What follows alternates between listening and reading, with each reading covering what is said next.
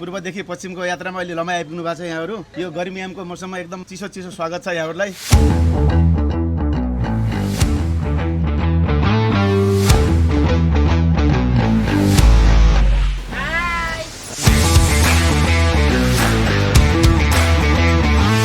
Beat the speed season 3 को यात्रामा पश्चिमतर्फ लागेपछि हामी अहिले छौँ हाम्रो पहिलो सहर दाङको लमईमा। Stay tuned with us.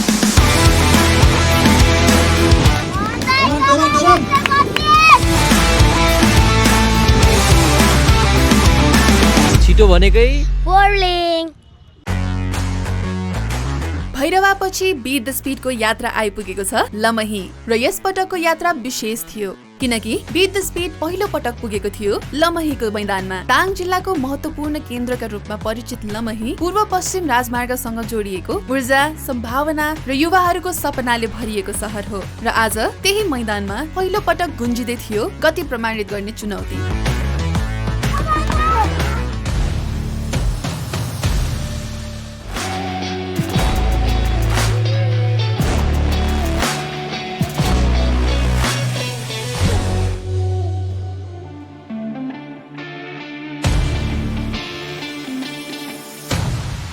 Okay, अहिले हामी लमई घुम्दैछौँ र हामीसँग एकजना अर्को दाजु हुनुहुन्छ। अनि दाइ, लमई सहर चाहिँ कस्तो छ? लमई सहर बहुत राम्रो छ। लमई बजारमा एउटै जातिको मान्छे बस्नुहुन्न, धेरै जातको धेरै ठाउँबाट बसेर आएर मिलेर बस्नुभयो। राम्रो छ लमई बजार। लमईमा चाहिँ क्रिकेटको माहौल कस्तो छ? अन्तर्राष्ट्रिय स्टेडियम भएको कारणले गर्दाखेरि यहाँ एकदम माहौल राम्रो छ। सूचना सूचना सूचना बीट द स्पिड सिजन 3 कार्यक्रम आयोजना हुँदैछ। यस कार्यक्रममा विशेष गरी सबै बलहरूलाई हार्दिक स्वागत छ।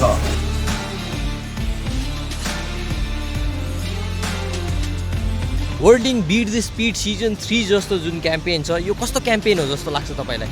नेपालको लागि राम्रो हो जस्तो लाग्छ। यस्तो क्याम्पेन आयो भने राम्रो हुन्छ जस्तो लाग्छ। अब खेलाडीहरूको पनि हौसला बढ्छ जस्तो लाग्छ।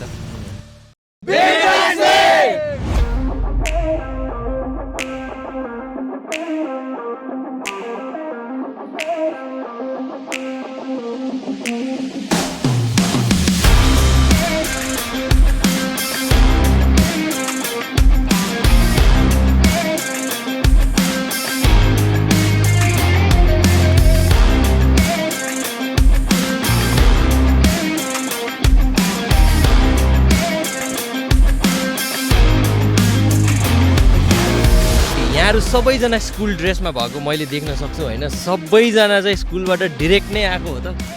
अफकोर्स।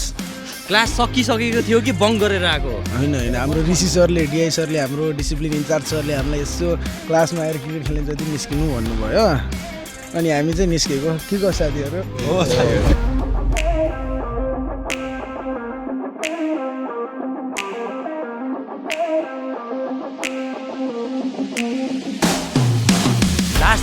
सिजन 2 मा चाहिँ घोराई एक्टिभेसनमा आउनु भएको थियो त्यतिखेर होइन? सो त्यतिखेर आउँदा र अहिले फेरि पनि सिजन 3 मा आउँदाखेरि चाहिँ माइन्डसेट के छ यहाँको? माइन्डसेट अब लास्ट इयर 121 थियो। अब जति क्लिक गर्नुपर्ने सकेको थिएन। अब यो सिजन चाहिँ एटलिस्ट 125-30 को अराउन्डमा राखेर आफूलाई प्लेटफर्म दिइराख्नु भएको छ वर्ल्डिङले। त्यो प्लेटफर्मलाई आफूले अलिक युटिलाइज गरेर र आफूलाई कसरी हुन्छ बेनिफिट बनाउने चाहिँ त्यो चिज चाहिँ सोचेर आएको छ अहिले।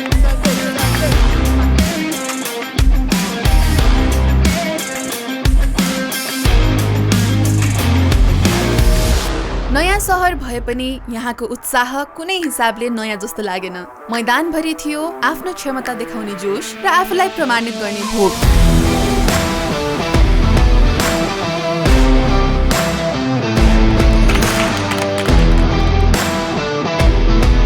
युवा बलरहरू केवल प्रतिस्पर्धा गर्न आएका थिएनन्, उनीहरू आएका थिए आफ्नो सपना सुरु गर्न। र यही ऐतिहासिक पहिलो संस्करणमा राजकुमार कुमारले 120 किलोमिटर प्रति घण्टाको शानदार गति निकाल्दै बीट द स्पिड लमहीका विजेता बने। उनको प्रदर्शनले लमहीमा पनि गति र प्रतिभाको कमी नरहेको स्पष्ट देखायो।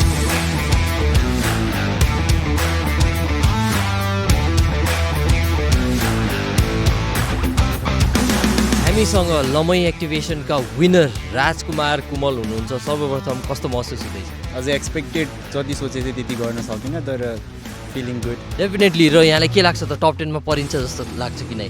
भित्रबाट भन्दा नट एक्ज्याक्टली 120 आजभोलि एभरेज नै हो 25 would be the safer side जस्तो लाग्छ मलाई चाहिँ Okay, we hope to see you soon, and at the same time, congratulations, best of luck.